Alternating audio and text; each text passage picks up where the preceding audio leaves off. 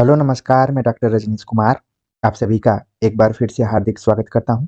आज की video lecture में हम बात करेंगे यूपी टीजीटी और पीजीटी हिंदी के पाठ्यक्रम में लगे हुए कारक और विभक्ति के ऊपर। और इस लेक्चर में हम विभक्ति सूत्रों का विश्लेषण करने का प्रयास करेंगे, क्योंकि आपने अगर पिछले साल के क्वेश्चन पेपर्स को देखा होगा तो उसमें कारक और विभक्ति पर आधारित कई तरीके के सवाल पूछे गए हैं।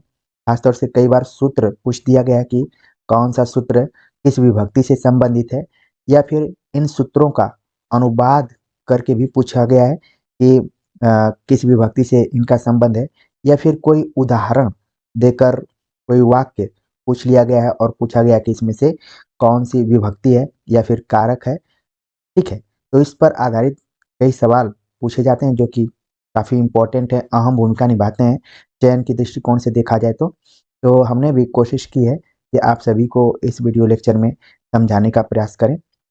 तो चलते हैं, सीधे बात करते हैं हम कारक के ऊपर। सबसे पहले समझते हैं कि आखिरकार ये कारक क्या है। यहाँ पर लिखा गया है साक्षात क्रियान्वयित्वम कारकत्वम, यानी कि क्रिया के साथ जिसका साक्षात संबंध होता है उसे कारक कहते हैं। यानी कि कारक का सीधे सीधे संबंध किससे है? क्रिया से है। ठीक है, और संबोधन का क्रिया की सिद्धि में सीधे उपयोग नहीं होता है, इसलिए वो कारक नहीं कहलाते हैं। आमतौर पर आपने हिंदी व्याकरण को पढ़ा होगा, तो उसमें कारकों की संख्या कुल 8 मानी गई है। लेकिन जब आप संस्कृत व्याकरण पढ़ेंगे तो उसमें कारकों की संख्या 6 मानी गई है। और वो कौन 6 कारक हैं हम आगे बात करेंगे। आमतौर पर कारक प्रकरण जब हम पढ़ते हैं तो वो विभक्ति के अंतर्गत आता है, और इसमें वचन तथा कारक दोनों का बोध होता है, और इसके माध्यम से हम विभक्तियों को भी समझते हैं। और कुल विभक्तियों की संख्या 7 है अगर संस्कृत के दृष्टिकोण से देखा जाए तो। और जिस पे हमने पहले भी आप सभी को वीडियो लेक्चर प्रोवाइड करवाया था, बताया था कि शब्द रूप क्या है, धातु रूप क्या है, विभक्ति प्रकरण क्या है। इन सारी चीज़ों के बारे में मैंने बात की थी। जो भी पुराने छात्र होंगे जरूर देखे होंगे, और जो नहीं देखे हैं तो एक बार जाकर वीडियो लेक्चर जरूर देखें। ठीक है, तो कारक आपको समझ में आ गया होगा कि जिसका संबंध क्रिया से होता है वो कारक कहलाता है, और संबोधन जो है वो कारक के अंतर्गत नहीं आता है। आगे और चीज क्लियर होगी कि क्यों नहीं आता है। कारक का कारक का जब हम अध्ययन करते हैं, खासतौर से 3 चीजें उसमें आती हैं: विभक्ति, वचन और कारक। ठीक है, तो इन तीनों का जो आपस में सामंजस्य होता है वो कारक प्रकरण के अंतर्गत कहलाता है। अब हम आगे बात करते हैं कि संस्कृत में कारकों की संख्या जो 6 हमने बतलाया था वो कौन कौन से 6 कारक हैं। आप देख रहे हैं कि कर्ता कारक जिसका संबंध प्रथमा विभक्ति से है और उसका चिन्ह जो है वो ने है। कर्म कारक जिसका संबंध द्वितीय विभक्ति से है और चिन्ह के तौर पर को। तीसरा जो है करण कारक जिसका संबंध तृतीय विभक्ति से है और इसका जो कारक चिन्ह है वो है से। चौथा है संप्रदान कारक जिसका संबंध चतुर्थी विभक्ति से है और इसका जो चिन्ह है के लिए। पांचवा है अपादान कारक जिसका संबंध है पंचमी विभक्ति से और इसका भी जो चिन्ह है वो से है। आप देख रहे हैं कि तृतीया में और पंचमी में दोनों में से चिन्ह आ रहा है, लेकिन दोनों का प्रयोग अलग अलग अर्थों में किया जाता है और यही परीक्षा में कई बार पूछा भी जाता है, तो जिसको कि हम आगे और क्लियर करेंगे। फिलहाल आप ध्यान में रखिए कि अपादान कारक पंचमी विभक्ति में जो से प्रयुक्त होता है वो अलगाव के संदर्भ में प्रयुक्त होता है। जब कोई चीज अलग होती है किसी चीज से तो वहां पर पंचमी विभक्ति यानी अपादान कारक का प्रयोग प्रयोग होता है। और जब किसी साधन का हम प्रयोग करते हैं तो वहां पर करण कारक यानी तृतीय विभक्ति का प्रयोग किया जाता है। छठा कारक जो है वो है अधिकरण कारक जिसका संबंध है सप्तमी विभक्ति में पर से। ठीक है, तो आप ध्यान में रख लिए होंगे कि जो हमने संबंध कारक के बारे में बात किया था वो संस्कृत कारकों के अंतर्गत नहीं आता है। इसी तरीके से संबोधन भी नहीं आता है। तो 2 कारक यहाँ पर आप कम देख रहे हैं, पहला तो संबंध कारक और दूसरा है संबोधन कारक। इसको संस्कृत में शामिल नहीं किया गया है, तो परीक्षा के दृष्टिकोण से इसको भी ध्यान में रखें। बाकी अन्य कारकों से आप परिचित हो गए होंगे। आपस में उनका किन विभक्तियों से संबंध रहा है, उनके चिन्ह कौन कौन से हैं। क्योंकि संस्कृत में विभक्तियों के साथ चिन्ह उसमें छिप जाते हैं, लेकिन इसको यहाँ पर अलग करके कि कर्ता ने, कर्म को, करण से, संप्रदान के लिए, अपादान से और अधिकरण में पर, तो ये इनके चिन्ह के तौर पर हैं। जब हम अनुवाद करते हैं और उसको तोड़कर अलग उसका अर्थ निकालते हैं तो ये सारे चिन्ह उभर कर सामने आते हैं। तो उम्मीद है कि ये छह कारक आपके दिमाग में बैठ गए होंगे। अब एग्जाम में इनसे रिलेटेड कोई भी प्रश्न आएगा तो वहां पर आप गलती नहीं करेंगे। अब क्रमशः हम विभक्तियों पर बातचीत करेंगे और उनके अंतर्गत जो भी सूत्र आएंगे उन सूत्रों को समझने का प्रयास करेंगे, उदाहरण के माध्यम से भी समझने का प्रयास करेंगे। तो आप देख रहे हैं कि सबसे पहला जो विभक्ति है वो प्रथमा विभक्ति है और इसमें कुल 4 सूत्रों की चर्चा यहाँ पर की गई है। और जैसा कि हमने बताया था कि परीक्षाओं में कई बार सीधे सीधे सूत्र पूछ लिए जाते हैं, कई बार इन सूत्रों का अनुवाद पूछ लिया जाता है और कई बार उदाहरण के माध्यम से भी पूछ लिया जाता है कि इसमें कौन सी विभक्ति हो सकती है।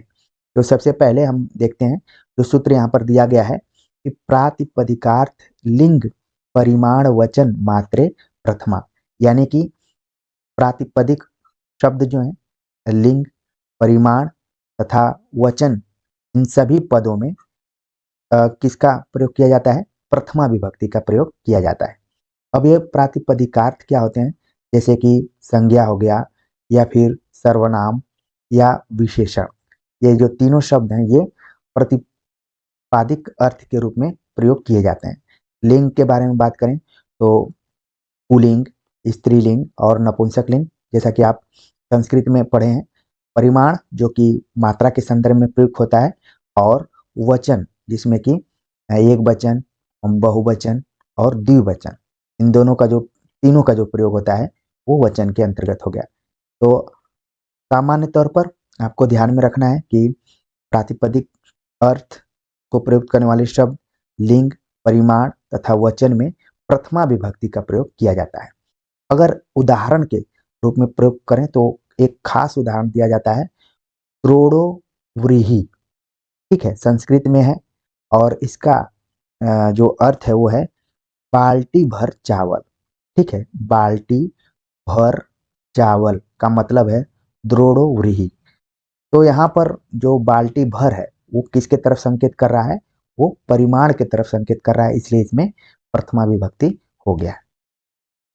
दूसरा जो इसका सूत्र है वो है स्वतंत्र कर्ता, यानी कि किसी भी क्रिया को स्वतंत्रता पूर्वक करने वालों को कर्ता कहते हैं और कर्ता में प्रथमा विभक्ति का प्रयोग होता है।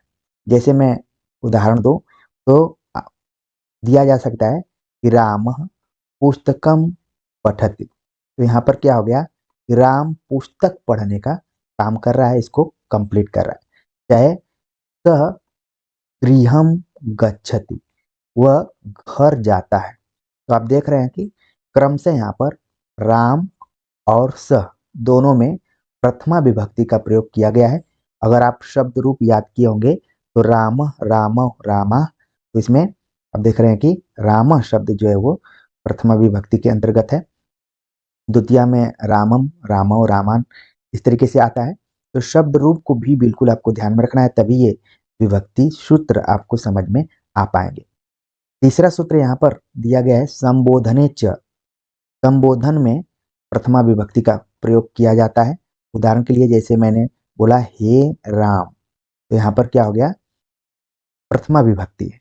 इसके अतिरिक्त आप चौथा सूत्र देख रहे हैं कि उक्ते कर्तरि कर्मणि च प्रथमा, यानी उक्त कर्ता और कर्म में प्रथमा विभक्ति होती है। अब उदाहरण के लिए मैं लिख बताऊं तो रामः पाठम पठति, राम जो है वो पाठ को पढ़ता है, रामः पाठम पठति। तो यहाँ पर क्या हो गया कि राम कर्ता के रूप में प्रयुक्त हुआ है, तो यहाँ पर कर्तृ वाच्य हो गया, तो इसका जो संबंध है वो प्रथमा विभक्ति से है, ठीक है। और कर्म में आप देख रहे हैं कि द्वितीय विभक्ति है, यहाँ पर पाठम कर्म के तौर पर प्रयुक्त हुआ है। इसके अतिरिक्त अगर मैं बात करूं जो कर्मणि यहाँ पर दिया गया है कि रामेण पाठ पठ्यते, यानी कि राम के द्वारा पाठ पढ़ा जा रहा है। तो ये क्या हो गया यहाँ पर अ, कर्मवाच्य के रूप में प्रयुक्त हुआ है। तो ये जो सूत्र है बहुत ज्यादा उतना इंपॉर्टेंट नहीं है, बस इतना ध्यान में रखिए कि स्वतंत्र कर्ता में प्रथमा होता है, लिंग परिमाण वचन और प्रातिपदिक शब्दार्थ में प्रथमा विभक्ति का प्रयोग होता है, संबोधन में भी इसका प्रयोग होता है। तो इन चारों सूत्रों को ध्यान में रखिए। अगर इनका सूत्रात्मक तरीके से सवाल आ जाता है या फिर अनुवाद करके आ जाता है तो भी आपको कोई दिक्कत नहीं होनी चाहिए। आगे जिस विभक्ति पर मैं बातचीत करने जा रहा हूँ वो द्वितीय विभक्ति है, और इस विभक्ति में देखेंगे आप इस सूत्रों का पूरा एक तरीके से जमावड़ा ही है, भरमार है, सूत्रों की भरमार है यहाँ पर, इसलिए इसको काफी ध्यान से देखने की जरूरत है। इनमें कई सूत्र हैं। पहला जो सूत्र है कि कर्मणि द्वितीया, यानी कि कर्म की प्रधानता में द्वितीया का प्रयोग होता है, जैसे रामः पुस्तकम पठति। ठीक है, तो यहाँ पर आप देख रहे हैं कि राम जो है पुस्तक पढ़ने का काम कर रहे हैं, तो पुस्तकम शब्द में क्या हो गया, द्वितीय विभक्ति हो गई है। अगला सूत्र है कर्तुरीप्सितम कर्म द्वितीया, यानी कि कर्ता अपनी क्रिया द्वारा जिस पदार्थ को सबसे अधिक प्राप्त करना चाहता है उसकी कर्म संज्ञा होती है, या जिस शब्द पर क्रिया के व्यापार का फल पड़ता है उसे कर्म कहते हैं। सूत्र को ध्यान में रखना है। ठीक है, सूत्र कर्तुरीप्सितम कर्म, यानी कि कर्ता द्वारा जब कोई काम किया जाता है तो उसका जो फल या क्रिया का जो व्यापार है, जिस शब्द पर ज्यादा दिखाई पड़ता है वहां पर कर्म कारक होता है, यानी कि द्वितीय विभक्ति होती है। जैसे उदाहरण के लिए मैं आपको बताऊं तो अहम रामम पश्यामि, मैं राम को देखता हूं। तो यहाँ पर राम को देखने का काम किया जा रहा है, तो यहाँ पर क्या हो गया, द्वितीय विभक्ति हो गया। रामम जो क्या है, द्वितीय विभक्ति के अंतर्गत है। तीसरा जो सूत्र है द्वितीय विभक्ति में अकथितम च, देखने में सूत्र काफी छोटा है लेकिन इसका काफी व्यापक अर्थ लगाया गया है, इसलिए आपको सूत्रों से भी परिचित होना है कि कौन सूत्र हमने इसमें पढ़ा है। अकथितम च, यानी कि मांगना, दुहना, पकाना, दंड देना, रोकना, पूछना, चुनना, शासन करना, जीतना, मथना, चुराना, ले जाना, हरण करना, खींचना, वहन करना, धातुओं के कर्म प्रधान से जो भी शब्द प्रयुक्त होते हैं उन्हें अकथितम अकथित कर्म कहते हैं। तो शब्द बहुत, इसका जो सूत्र है बहुत छोटा है लेकिन इसका अर्थ काफी यहाँ पर व्यापक लगाया गया है। अगर कुछ उदाहरण के माध्यम से मैं आप सभी को समझाऊं तो है कि उदाहरण दिया गया है कि सह तंडुलान ओदनम पचति। ठीक है, सह तंडुलान ओदनम पचति। ठीक है, तो अब यहाँ पर द्वितीय विभक्ति तो ओदनम में हो गई है। ठीक है, तो यहाँ पर क्या है, इसका अर्थ क्या है, अर्थ समझना है। वह चावलों से भात पकाता है। ठीक है, तो इस अर्थ में क्या हो गया, पकाना शब्द यहाँ पर आ गया, देख रहे हैं आप, तो इसलिए क्या हो गया, ये द्वितीय विभक्ति है इसमें। और सूत्र आप देख रहे हैं कि अकथितम च सूत्र इसके अंतर्गत जुड़ा हुआ है। तो इसी तरीके से आपको सूत्रों को दिमाग में रखना है जिससे कि आप परीक्षा में पकड़ लें। अगला जो सूत्र है अकर्मक धातु वियोगे देश कालो भावो गंतव्योध्वा च कर्म संज्ञक इति वाच्यम, यानी अकर्मक धातुओं के प्रयोग में देश, काल, भाव और गंतव्य मार्ग की कर्म संज्ञा होती है तथा कर्म में द्वितीय विभक्ति का प्रयोग होता है। अब उदाहरण के लिए मैं आप सभी को उदाहरण दूं तो कुरुम स्वपिति, उदाहरण मैं दे रहा हूं यहाँ पर, कुरुम स्वपिति, यानी कि वह कुरु ये इसका जो अर्थ है कि कुरु देश में सोता है, कुरु देश में सोता है, इसका जो अनुवाद हो रहा है। ठीक है, तो यहाँ पर जो विभक्ति का प्रयोग हुआ कुरुम, कुरुम में द्वितीय विभक्ति का प्रयोग किया गया है, क्योंकि सोना जो शब्द है वो क्या है, अकर्मक क्रिया के अंतर्गत आता है।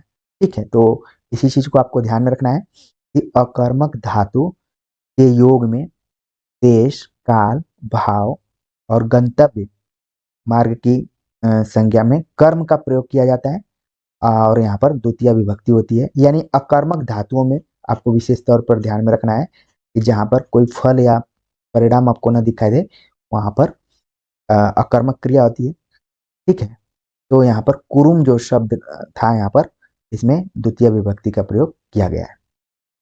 अगला सूत्र है अधिश अधिशिंग स्था स्थासाम कर्म, अधिक सिंह स्थासाम कर्म, यानी कि सोना, ठहरना और बैठना धातुओं के पहले यदि अधि उपसर्ग लगा हो, यही आपको ध्यान में रखना है। यहाँ पर जो शब्द प्रयोग किया गया है अधि उपसर्ग के अंतर्गत, अधि सिंह स्था साम कर्म, यानी कि सोना, ठहरना और बैठना धातुओं के पहले यदि अधि उपसर्ग लगा हो तो क्रिया के आधार पर यहाँ पर कर्म संज्ञा होगी और इसमें द्वितीय विभक्ति का प्रयोग होगा।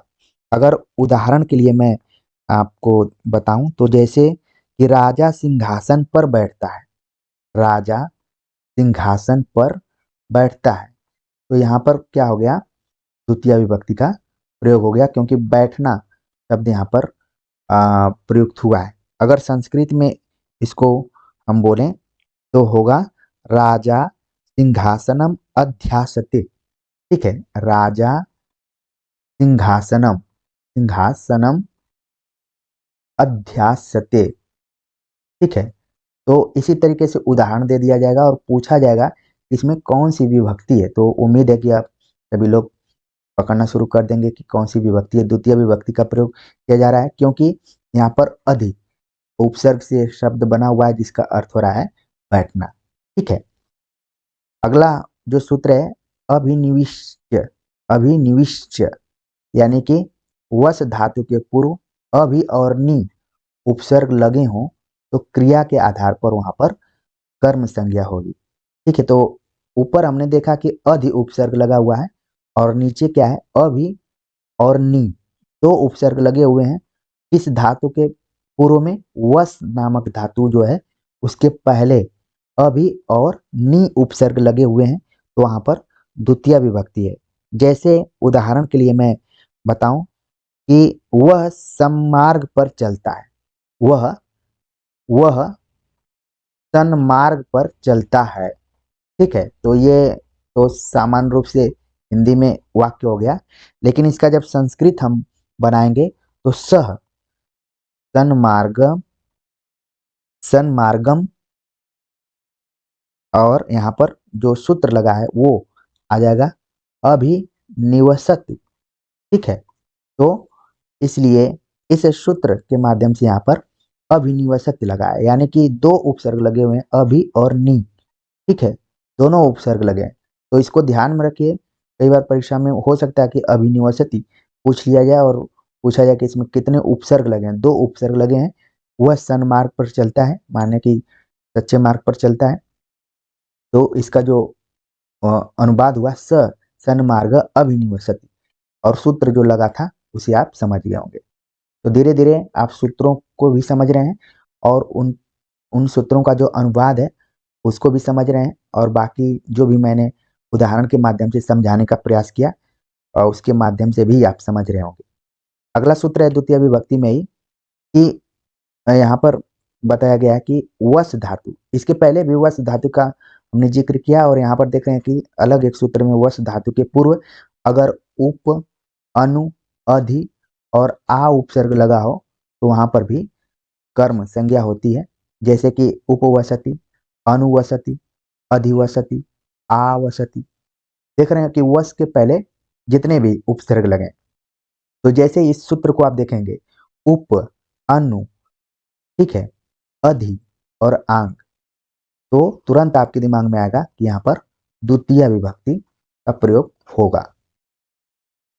अगला सूत्र है कि उभय उभय उभय सर्वतसो उभय सर्वतसो कार्यादि उपर्यादिषु त्रिषु द्वितीया मृडितान्तेषु तत्वन्त्र्याम्पि दृश्यते।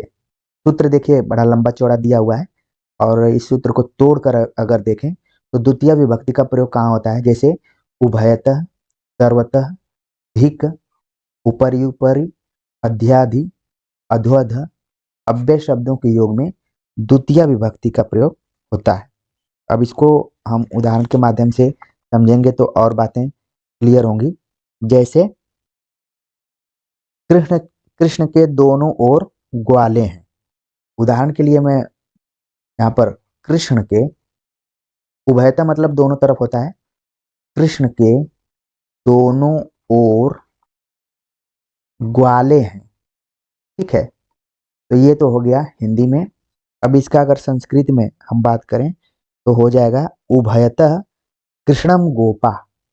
उभयतः कृष्णम गोपा, यानी कि उभयतः, हिंदी में आप देख रहे हैं कि लंबा वाक्य बन रहा है, लेकिन संस्कृत में यही वाक्य बहुत छोटा हो जा रहा है।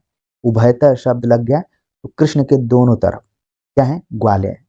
और जाना माना पर आप उदाहरण पढ़े होंगे कि गांव के दोनों ओर वृक्ष हैं, या फिर गांव के दोनों ओर सड़क हैं। ग्रामम अभितः मार्गम अस्ति, या फिर वृक्षम अस्ति।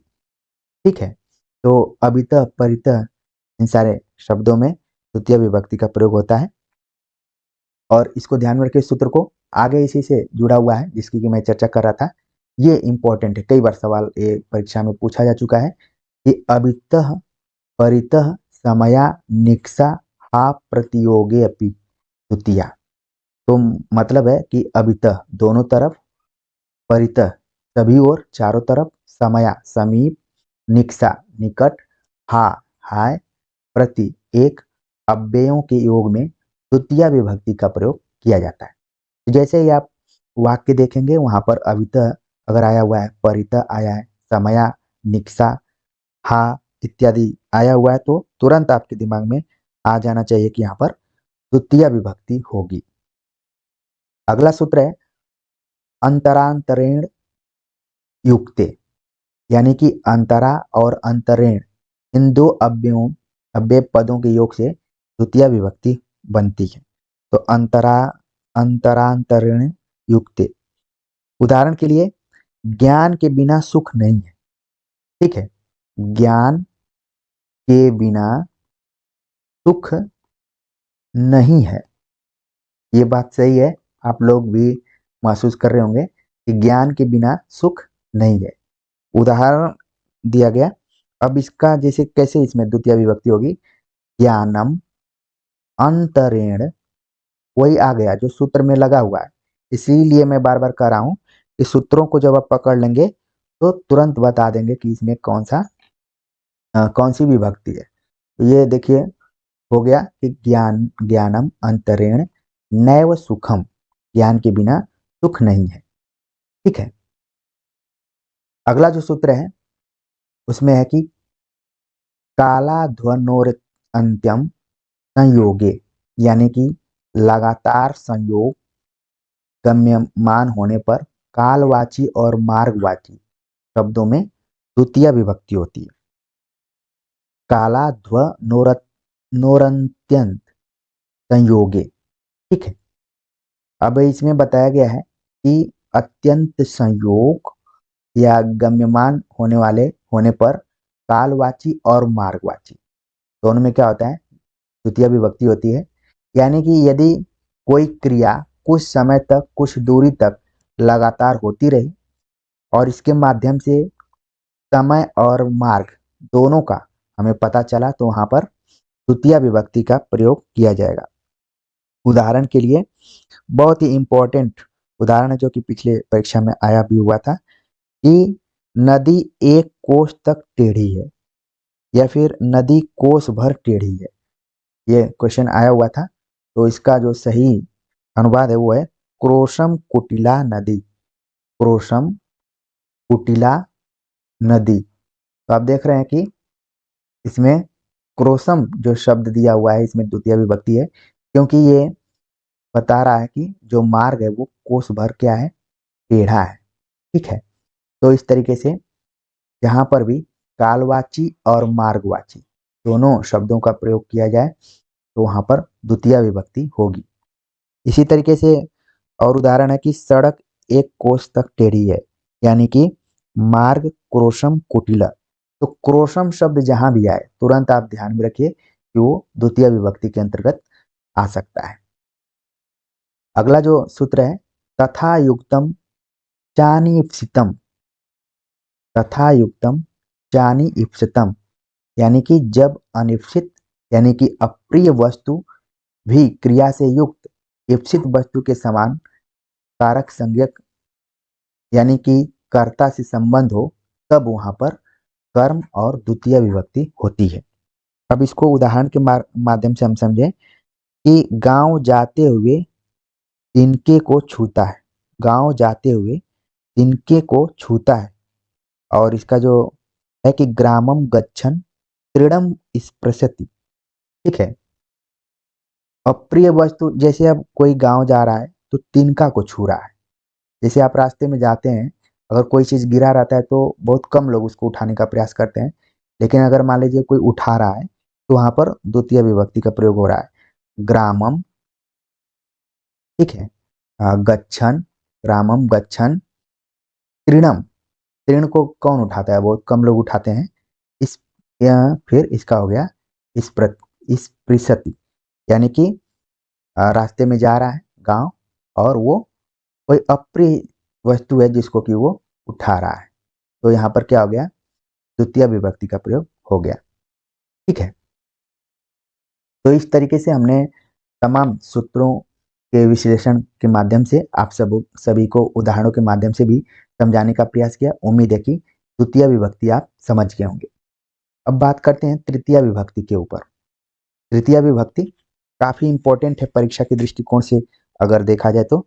इसमें भी कुछ सूत्र हैं जो कि बहुत ही इंपॉर्टेंट है, परीक्षाओं में बार बार घूम फिर कर आते हैं। इसमें पहला सूत्र है साधकतम करणम कर्तृकरणयो तृतीया, यानी कि जिसकी सहायता से कर्ता अपना कार्य पूरा करता है उसमें करण कारक होता है, और करण कारक में तृतीया विभक्ति होती है। इसका जो चिन्ह है ते है या फिर के द्वारा। शुरू में ही हमने कारक पर विचार करते हुए इस पर बताया था। अब ये यहाँ पर साधन के रूप में कोई चीज प्रयुक्त होती है या फिर सहायता के रूप में, तो वहां पर तृतीय विभक्ति का प्रयोग किया जाता है।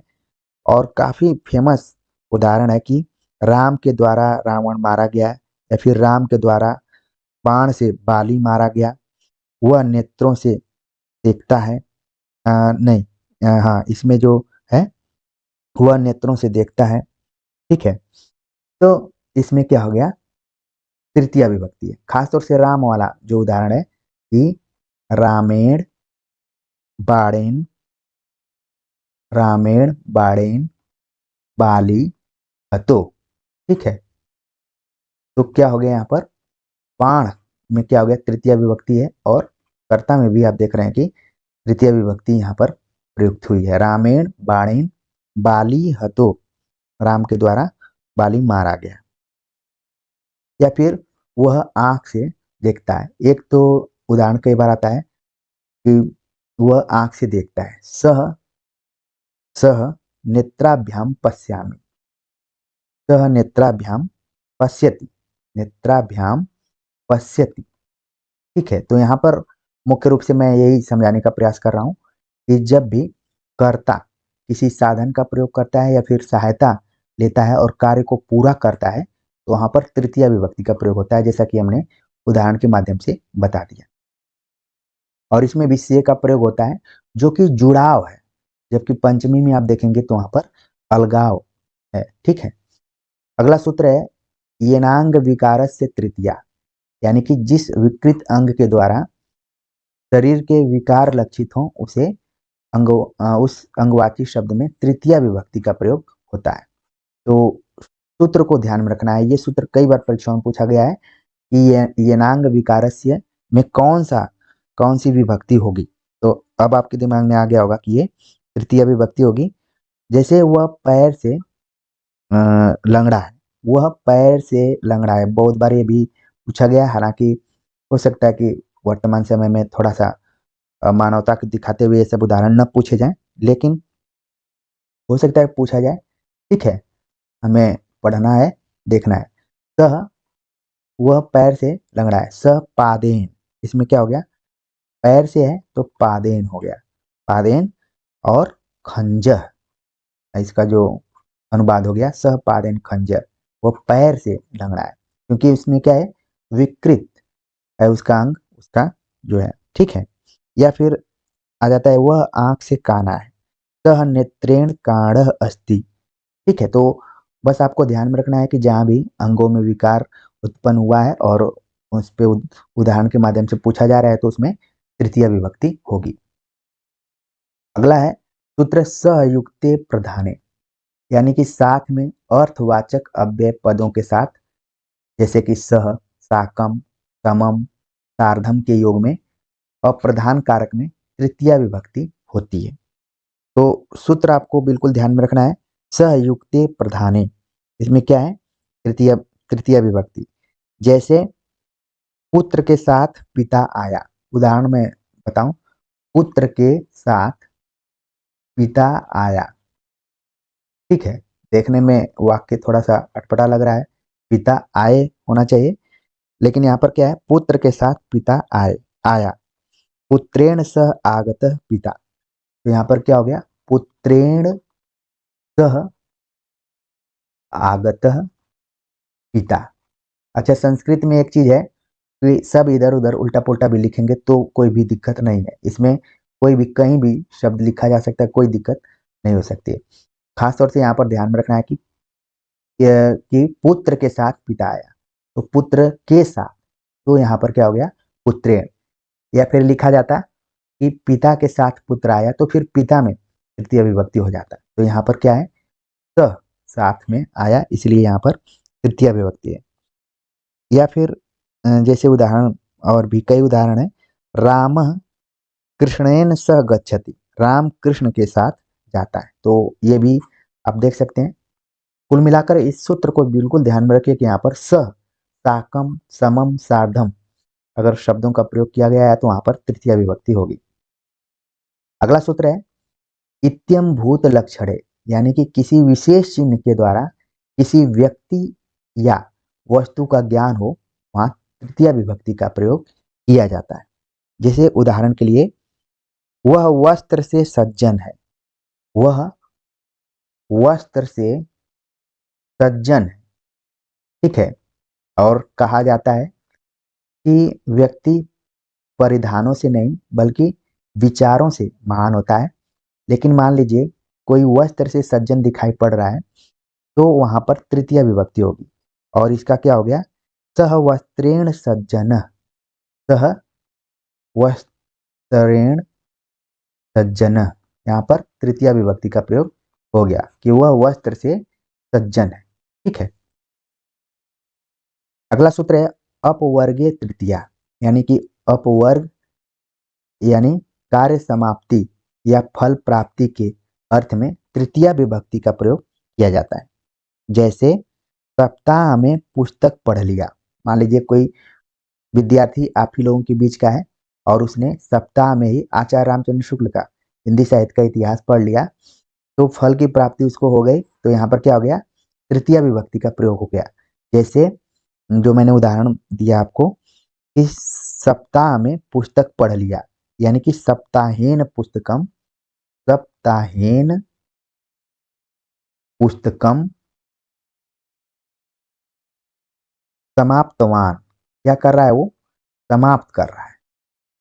ठीक, तो यहाँ पर तृतीय विभक्ति का प्रयोग हुआ सप्ताहेन में। ठीक है, तो इस तरीके से आप इन सूत्रों को समझ रहे होंगे और अपने दिमाग में बिल्कुल बैठा रहे होंगे कि तृतीय विभक्ति के अंतर्गत कौन कौन से सूत्र हैं और उनका अनुवाद क्या है, उनको उदाहरणों के माध्यम से कैसे समझा जा सकता है। अगली जो विभक्ति है चतुर्थी विभक्ति, ये भी विभक्ति परीक्षाओं के दृष्टिकोण से काफी इंपॉर्टेंट है। इसमें भी कई ऐसे सूत्र हैं जो कि प्रायः परीक्षाओं में पूछे जाते हैं। इसमें कि पहला सूत्र आप देख रहे हैं, लिखा है नमः स्वस्ति स्वाहा स्वधा अलम वसट योगाच, यानी कि नमः स्वस्ति स्वाहा स्वधा अलम और वसट, इन अव्यय पदों में के योग में चतुर्थी विभक्ति का प्रयोग होता है। तो आपको ध्यान में रखना है, हम लोग काफी पूजा पाठ करते हैं और वहां पर ओम गणेशाय नमः, तो आप देख रहे हैं कि गणेशाय में क्या है, चतुर्थी विभक्ति है। ठीक है, गणेशाय नमः यानी कि गणेश को नमन करते हैं, गणेशाय नमः। नमः के योग में क्या हो रहा है, चतुर्थी विभक्ति का प्रयोग हो रहा है। गणेशाय के जगह पर रामाय भी हो सकता है। ठीक है, नमः, तो राम को नमन है। इसी तरीके से कई इसके अर्थ हो सकते हैं, जैसे कि हरि को नमस्कार है, तो हरि को नमस्कार है, तो हरये नमः। ठीक है, इसी तरीके से अग्नि को स्वधा की जाती है, अग्नि को नमस्कार नहीं किया जाता बल्कि स्वधा किया जाता है, तो यहाँ पर हो जाएगा अग्नये स्वधा। या फिर गुरु को नमस्कार है, ठीक है, तो गुरुवे नमः। तो इस तरीके से जहां पर भी नमः, स्वस्ति, स्वाहा, स्वाहा जब कथा इत्यादि होती है तो प्रयोग होता है, या फिर स्वधा इत्यादि के योग में चतुर्थी विभक्ति का प्रयोग होता है। तो इसको बिल्कुल ध्यान में रखिए, खूब परीक्षाओं में पूछा गया है। अगला सूत्र है क्रुद्ध, द्रुह, ईर्ष्या, असूया के अर्थ में चतुर्थी विभक्ति का प्रयोग किया जाता है। ठीक है, वो सूत्र दिया गया क्रुद्ध दोह्यर्था असूया अर्थानाम यम प्रतिकोप, यानी कि गुस्सा होना, शत्रुता करना, ईर्ष्या करना, भेंट देना आदि समानार्थक धातुओं के योग में चतुर्थी विभक्ति का प्रयोग होता है। ऊपर आप देख रहे हैं कितनी अच्छी बात बताई गई कि नमः, स्वस्ति, स्वाहा, स्वधा इत्यादि में चतुर्थी विभक्ति है, और ठीक उसका उलट एकदम यहाँ पर बताया गया कि गुस्सा होना, शत्रुता करना, ईर्ष्या करना, असूया भाव प्रकट करना इत्यादि में चतुर्थी विभक्ति का प्रयोग किया जाता है। जैसे माता पुत्र पर क्रोध करती है, तो यहाँ पर हो गया माता पुत्राय, पुत्राय में देख रहे हैं चतुर्थी विभक्ति है, पुत्राय क्रुध्यति। ठीक है, क्रुध्यति, तो माता पुत्र पर क्रोध करती है।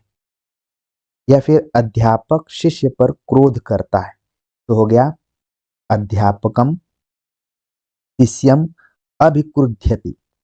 ठीक है, तो खास तौर से जहां पर गुस्सा किया जाता है, शत्रुता किया जाता है, ईर्ष्या किया जाता है, या फिर कोई चीज दिया जाता है, जैसे यहाँ पर है कि ब्राह्मण को भी यहाँ पर भीख देने के अर्थ में भेंट अगर कोई दे रहा है तो वहां पर भी चतुर्थी विभक्ति का प्रयोग होता है। कई बार आपने पढ़ा होगा कि भिक्षा ददाति। ठीक है, तो वहां पर चतुर्थी विभक्ति का प्रयोग है। अगला जो सूत्र है वो है कर्मणा कर्मणाय अभिप्रैति संप्रदानम चतुर्थी संप्रदाने, यानी कि दान क्रिया कर्म के द्वारा कर्ता को जिसको संतुष्ट करना चाहता है वहां पर संप्रदान होता है, यानी कि चतुर्थी विभक्ति में संप्रदान कारक है और इसमें चतुर्थी विभक्ति होती है। जैसे मैं आप सभी को जो उदाहरण मैं बताना चाह रहा था देने के अर्थ में, उसमें जैसे आ गया कि राजा ब्राह्मण को गाय देता है। ठीक है, यहाँ पर भी मैं जो बताना चाह रहा था एक बार मैं ठीक से नहीं बता पाया कि विप्राय भिक्षाम ददाती। ठीक है, विप्राय मतलब विप्र को भिक्षा देना, तो यहाँ पर क्या भेंट देना या भिक्षा देना। यहाँ पर क्या है कि कोई चीज किसी को दान देकर संतुष्ट किया जाता है, तो खासतौर से राजा इत्यादि दान देने में माहिर होते थे। तो राजा ब्राह्मण को गाय देता है, राजा ब्राह्मण को गाय देता है, तो हो गया राजा विप्राय, राजा विप्राय धेनु ददाति। ठीक है, थोड़ा सा यहाँ पर संस्कृत के शब्दों को भी ध्यान में रखना पड़ेगा, तब इसका आंसर आपको समझ में आएगा, इसका अर्थ समझ में आएगा। तो जहाँ पर दान किया जाता है वहाँ भी चतुर्थी विभक्ति है, संप्रदान कारक है। जहाँ पर गुस्सा, ईर्ष्या इत्यादि किया जाता है वहाँ पर भी है, और पूजा पाठ के अर्थ में भी चतुर्थी विभक्ति का प्रयोग किया जाता है। अगला सूत्र है रुच्या अर्थानाम प्रियमाण, यानी रुचि का अर्थ रखने वाली धातुओं के योग से जिसे कोई वस्तु अच्छी लगती है उसमें चतुर्थी विभक्ति का प्रयोग किया जाता है। जैसे राम को पढ़ना अच्छा लगता है, ये तो बहुत अच्छी बात है, आप सभी में से किसी का भी नाम लिया जा सकता है कि उसको पढ़ना अच्छा लगता है। राम को पढ़ना अच्छा लगता है। हालांकि आज के ज़माने में ये काम काफ़ी कठिन है पढ़ने वाला। राम को पढ़ना अच्छा लगता है, तो यहाँ पर भी क्या है, चतुर्थी विभक्ति का प्रयोग होगा, और इसका अनुवाद किया जाए कि रामाय पठनम रोचते। रामाय पठनम रोचते। ठीक है, या फिर बालक को दूध अच्छा लगता है, तो यहाँ पर क्या हो जाएगा, बालकाय, क्योंकि उसकी रुचि है। बहुत बच्चों को दूध नहीं पसंद होता है। बालकाय दुग्धम रोचते। ठीक है, या फिर दुग्धम रोचते। ठीक है, या फिर भगवान को भक्ति अच्छी लगती है, मतलब कि हरे भक्ति रोचते। तो जहाँ पर भी रुचि के अर्थ में कोई वाक्य प्रयुक्त हो तो वहाँ पर चतुर्थी विभक्ति होगी, आपको समझ में आ गया होगा। अगला सूत्र है कि क्रियया अभिप्रैति सो अपि संप्रदानम, यानी कि अकर्मक क्रिया के द्वारा कर्ता जिसको संतुष्ट करना चाहता है उसकी भी संप्रदान संज्ञा होती है, वहां पर चतुर्थी विभक्ति होती है।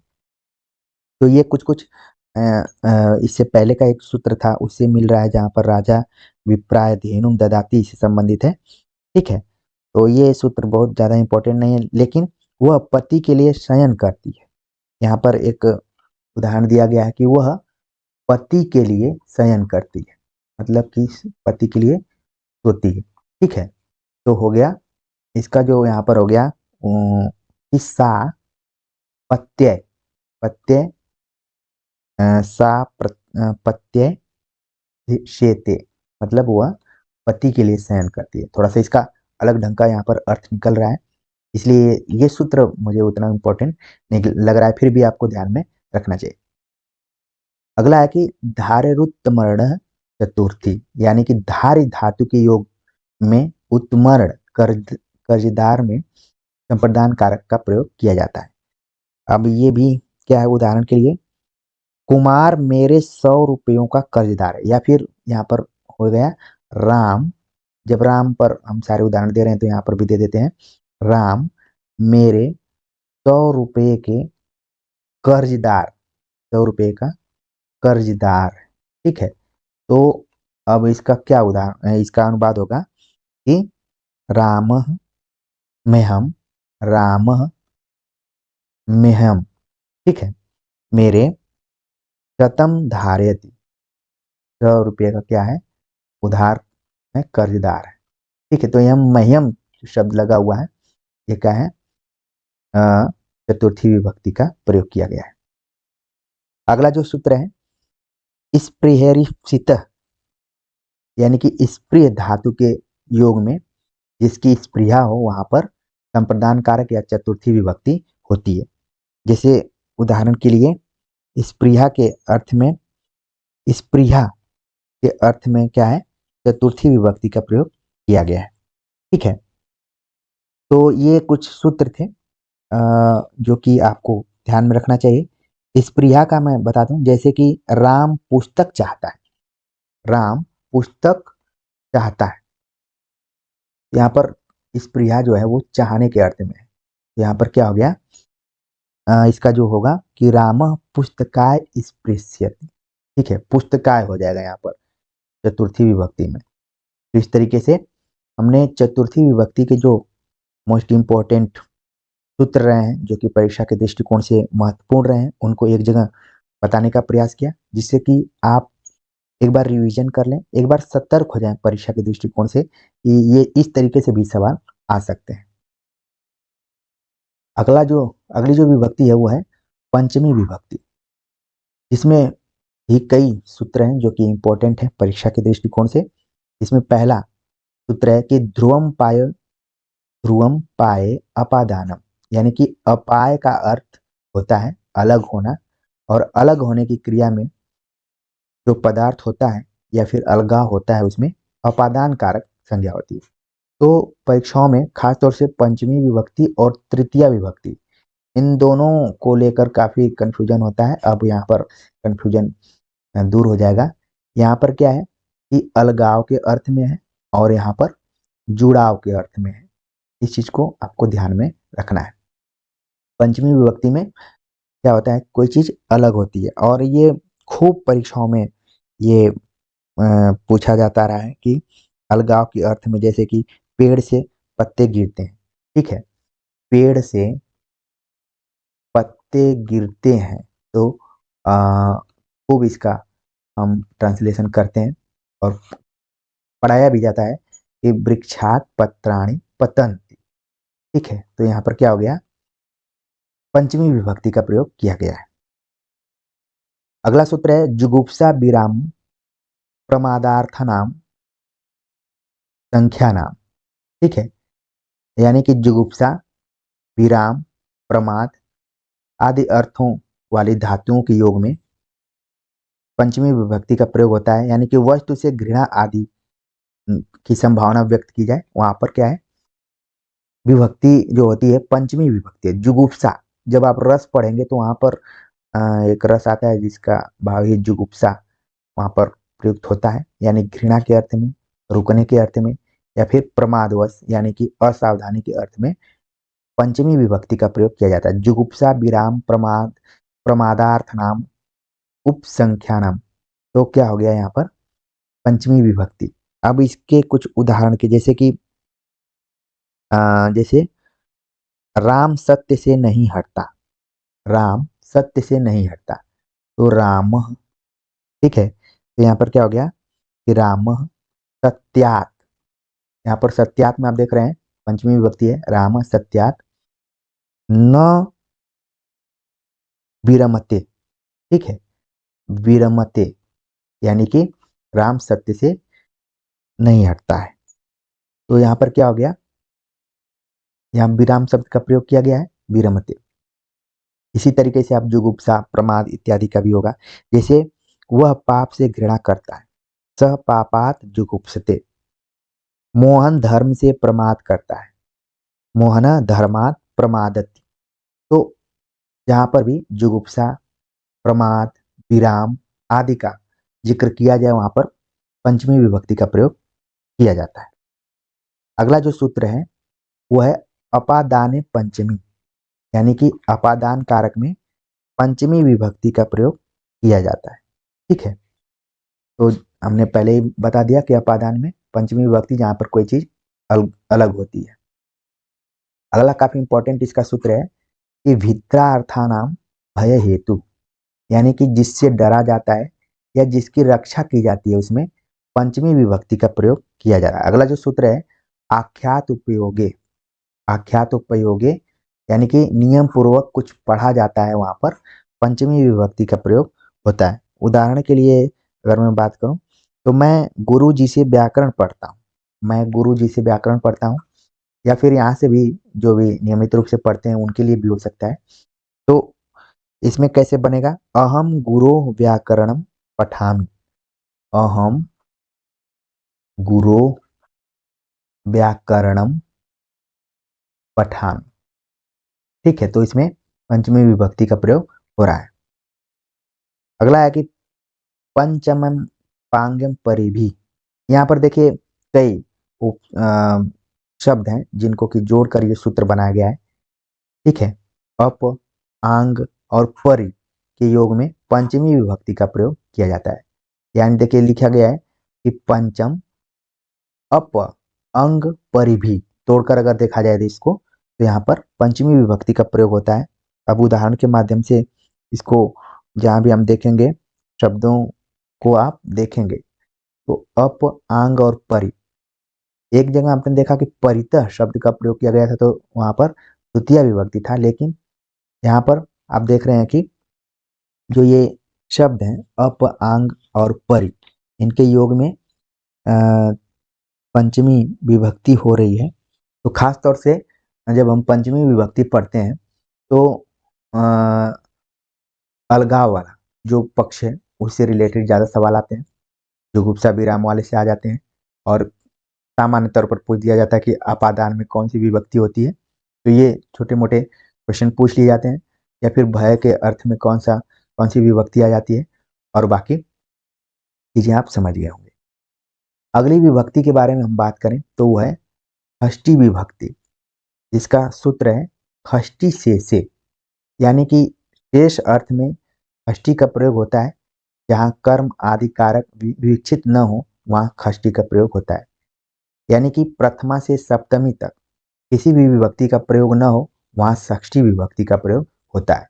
क्योंकि आप देख रहे थे कि संबंध कारक को थोड़ा सा अलग करके देखने का प्रयास किया गया था, इसीलिए यहाँ पर बार बार बताया जा रहा है कि षष्ठी विभक्ति अगर प्रथमा से लेकर सप्तमी में किसी भी विभक्ति का प्रयोग ना हो तो वहां पर षष्ठी विभक्ति का प्रयोग होता है। यानी कि जो बचा हुआ कर्ता सप्तमी आदि से बचा हुआ है वहां पर षष्ठी विभक्ति कर्म में प्रयोग होता है। यानी कि षष्ठी विभक्ति प्राय संज्ञा और सर्वनाम के पारस्परिक संबंध को प्रकट करती है। तो ये भी सवाल पूछा जा सकता है कि कौन सी ऐसी विभक्ति है जो संज्ञा और सर्वनाम के आपसी संबंधों को प्रकट करती है, तो वो है षष्ठी विभक्ति। इसके कुछ सूत्र हैं, उन सूत्रों के माध्यम से देखें तो है दूरांतिकार्थे षष्ठस यतरस्याम, यानी कि दूर या फिर अंतिक, दूर तथा अंतिक अर्थ वाले शब्दों के योग में विकल्प से षष्ठी विभक्ति होती है। ठीक है, और उदाहरण के माध्यम से अगर हम देखें तो इसमें क्या हो गया कि गांव से दूर अथवा समीप, तो दूरम निकटम ग्रामस्य। ठीक है, गांव से दूर अथवा निकट। तो यहाँ पर देख रहे हैं कि आप अ, अ, दूरार्थक और समीपार्थक दोनों शब्दों का प्रयोग किया जा रहा है, इसलिए यहाँ पर षष्ठी विभक्ति होगी। अगला है कि कर्तृकर्मणो कृति, कृदंत क्रिया का प्रयोग होने पर कर्ता अथवा कर्म में षष्ठी विभक्ति होती है। ये इंपॉर्टेंट है, कर्तृकर्मणो कृति, यानी कि कृदंत क्रिया का प्रयोग होने पर कर्ता अथवा कर्म में षष्ठी विभक्ति होती है। जैसे वेद पढ़ने वाला, उदाहरण के लिए वेद पढ़ने वाला, तो यहाँ पर क्या हो गया का कि वेदस्य अध्येता, वेदस्य अध्येता। तो आप देख रहे हैं कि वेदस्य में षष्ठी विभक्ति का प्रयोग हुआ है। ठीक है, इसी तरह से कृष्ण का कार्य, कृष्णस्य कार्य, या फिर कृष्णस्य कृति, कृति शब्द का प्रयोग हुआ है। या फिर कोई रचनाकार है वो कोई कृति करता है, या फिर जैसे रामस्य कृति, तो यहाँ पर षष्ठी विभक्ति का प्रयोग किया गया है। तो मुख्य रूप से षष्ठी विभक्ति में आप देख रहे हैं कि दो तीन सूत्र ही हैं, षष्ठी से दुरांतिकार्थे षष्ठस्येतरस्याम कर्तृकर्मणो कृति। अगली विभक्ति सप्तमी विभक्ति है। सप्तमी विभक्ति में भी कई सूत्र हैं। ठीक है, उन सूत्रों पर हम बारी बारी से बात करेंगे, जिसमें आधारो अधिकरणम, यानी कि कर्ता और कर्म में रहने वाली क्रिया का कर्ता और कर्म के द्वारा जो आधार होता है उसकी अधिकरण होती है, उसमें सप्तमी विभक्ति का प्रयोग किया जाता है। ठीक है, अब उदाहरण के लिए जो में में पर जो चिन्ह है उसको ध्यान में रखना है। खास तौर से आधारो, आधार को, आधार जिस पर कर्ता और कर्म के द्वारा जो भी आधार होता है जो एक दूसरे पर निर्भर रहते हैं वहां पर सप्तमी विभक्ति का प्रयोग किया जाता है। अगर इसको हम उदाहरण के माध्यम से देखें तो और बातें क्लियर हो जाएंगी। जैसे उदाहरण के लिए, जैसे मोहन चटाई पर बैठता है, मोहन चटाई पर बैठता है, चटाई पर बैठता है। ठीक है, तो यहाँ पर आप देख रहे हैं चटाई पर जो है वो सप्तमी विभक्ति के लिए यहाँ पर प्रयुक्त हुआ है।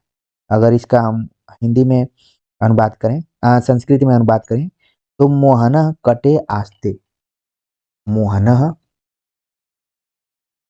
कटे आस्ते यानी कि चटाई पर बैठता है। तो ये रूप संस्कृत में अलग अलग ढंग से चलते हैं, तो आपको ध्यान में रखना है। ठीक है, अगला जो सूत्र है सप्तम्य सप्तम्य अधिकरणे च, अधिकरण कारक में सप्तमी विभक्ति का प्रयोग किया जाता है। ठीक है, तो ये भी वही है ऊपर का ही, जैसे कि आधार में अधिकरण सप्तमी विभक्ति और सप्तमी में अधिकरण का प्रयोग किया जाता है। जैसे उदाहरण के लिए मैं कोई उदाहरण दूं आपको, तो लिया जा सकता है कि रतन खाट पर सोता है, रतन खाट पर सोता है। ठीक है, तो हो गया इसका कि रतनः खट्वायां शेते, रतन खट्वायां शेते यानी कि खाट पर सोता है। तो यहाँ पर सप्तमी विभक्ति का प्रयोग क्या कहाँ पर किया गया, खट्वायां पर। ठीक है, अगला है कि स्वामी स्वराधिपति दायाद साक्षी प्रतिभू प्रसूतैश्च, इसमें कई शब्द जुड़े हुए हैं इसीलिए मैं इनको तोड़ तोड़ कर पढ़ रहा हूँ। स्वामी, ईश्वर, अधिपति, दायाद, साक्षी, प्रतिभू और प्रसूत आदि के योग में षष्ठी या सप्तमी विभक्ति होती है। यहाँ पर थोड़ा सा षष्ठी और सप्तमी दोनों को जोड़ दिया है, तो परिस्थिति के अनुसार कहाँ पर सप्तमी हो जाएगी कहाँ पर षष्ठी हो जाएगी। उदाहरण के लिए गायों का स्वामी, गायों का स्वामी, गायों का स्वामी।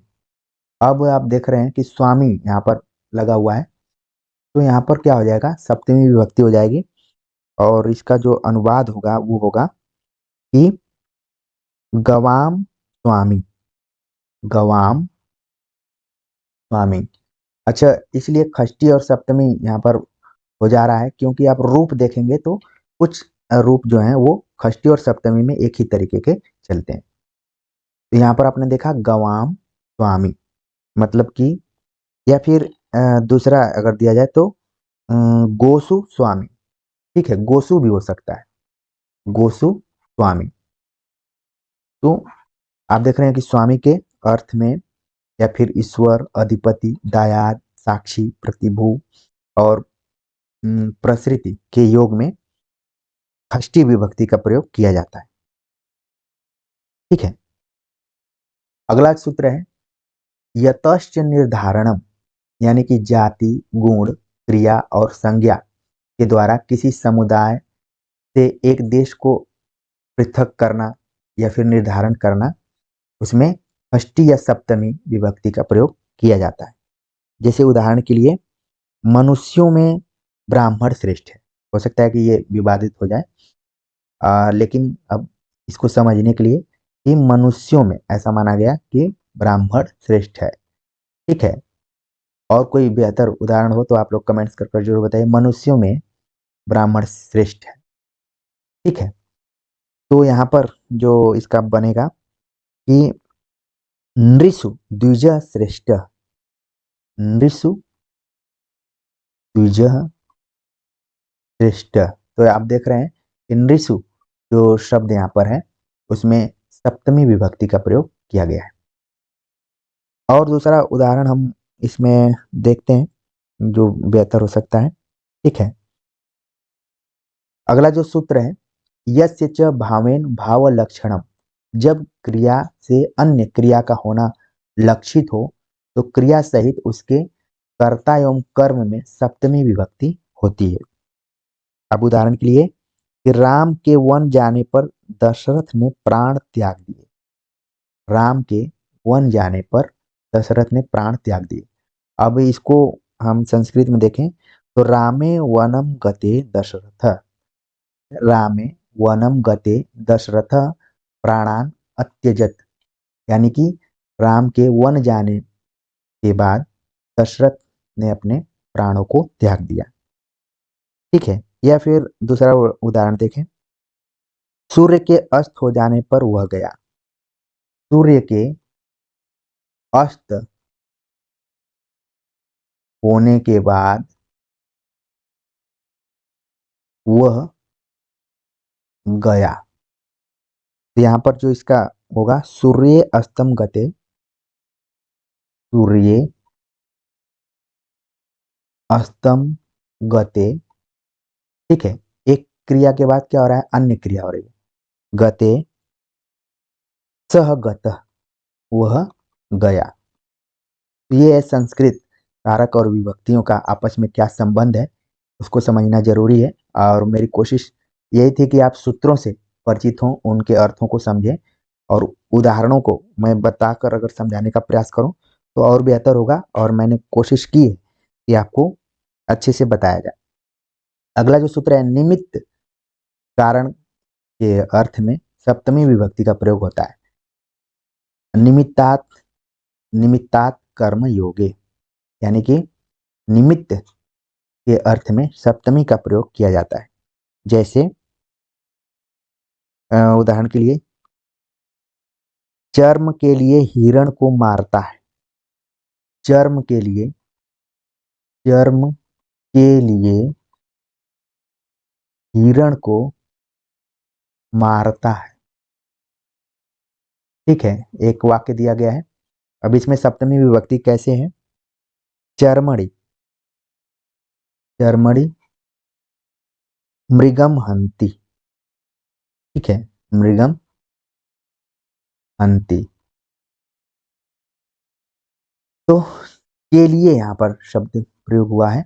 तो देखने में लग रहा है कि चतुर्थी विभक्ति है, लेकिन यहाँ पर सप्तमी विभक्ति है। यहाँ पर इसी चीज को ध्यान में रखना है कि अगर किसी उद्देश्य के लिए या निमित्त या कारण को ध्यान में रखते हुए कोई काम किया जाए तो वहां पर सप्तमी विभक्ति का प्रयोग होता है।